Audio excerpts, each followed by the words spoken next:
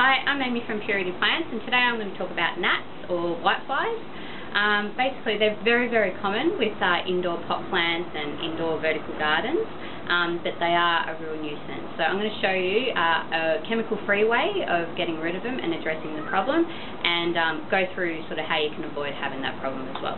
So here I've got a Fiddle Leaf Fig Tree, Ficus lyrata. We had a client allow me to rejuvenate this plant. They had hundreds and hundreds of the little black flies all around the plant and spreading throughout the house, and they're just constantly all around you. They're really, really annoying.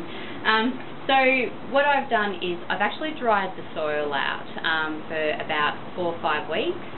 If the plant looks thirsty, you give it a little bit of water, but what happens is gnats or whiteflies, their life cycle is that they will lay their eggs, and their eggs will hatch if their soil is the perfect temperature and right conditions.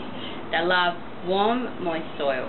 So if you are overwatering, it's very common that one of the first signs that you'll get of being an overwaterer is you'll start getting gnats.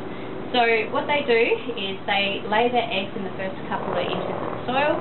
Then after sort of 7 to 10 days, those eggs will hatch, and then adults, they'll become adults, and then the whole cycle just repeats. And it can go from small numbers to large numbers very, very quickly. So what I'm going to do here is show you what to do. So if you've just noticed that you've got the little white flies around your plant or around the house, check the soil, and the first thing you need to do, or the first rule, is remove the top soil, so a good 2-3 inches of the top soil, and remove it from around the root ball, and especially around the trunk. And just be gentle around the main roots near the trunk, but you need to get rid of all that, because any eggs that are being laid are going to be in that section of the soil.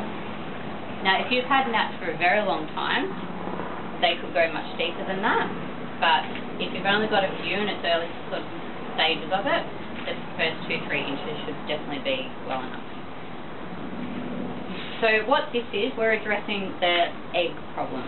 So the eggs, so that's the first thing we'll address.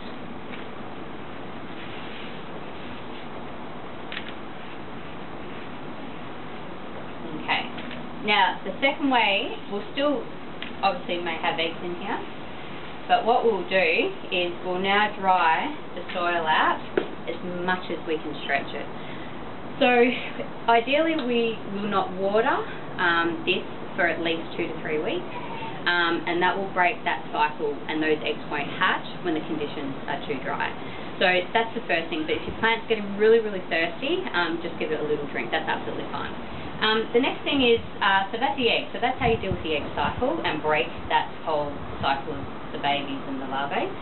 The next thing we'll do is focus on the adult gnats. So you're going to have a lot, and they're going to come back and they're going to find other plants and they're going to lay more eggs. Alright, so we're going to catch those. Now, you can go to Bunnings or a garden store, and you can buy, there's bright yellow sticky strips, and I think they're between $10 and $15. You get a piece of scissors, get a couple of pieces, cut it off with scissors, and then you just stick them to the base of the trunk and maybe one in the soil, and that will trap a lot of the adult gnats.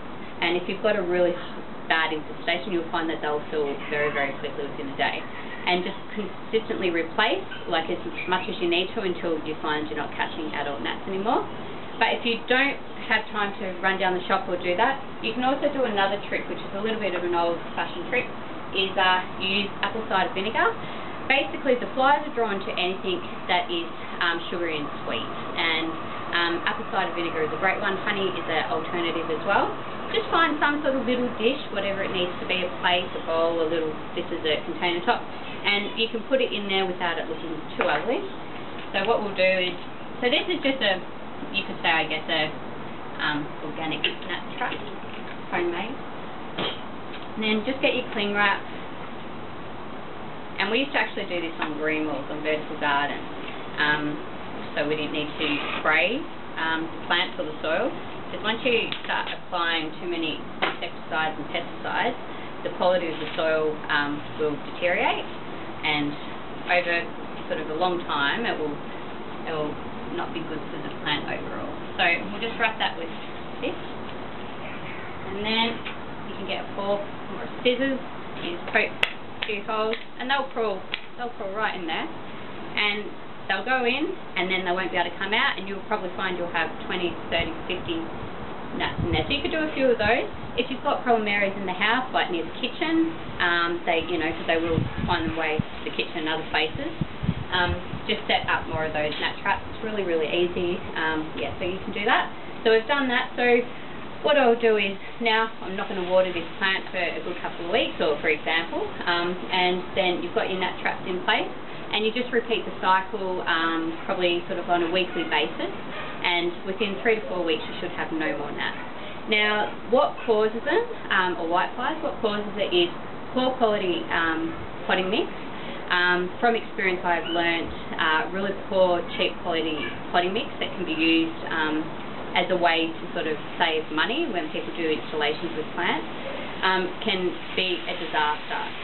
That potting mix usually needs to be out in the sun for at least 24 hours to kill any larvae or any issues with gnats that might be present, and for some reason, if you use that, you're going to get gnats. So all we recommend is never use a cheap potting mix, always go premium or superior, and you'll see that on the packs when you go to the shop. The other thing is overwatering. So if you're overwatering your plants, that's another way of giving them the environment that they favour. So yeah, so that's my tips for gnats today. Thank you.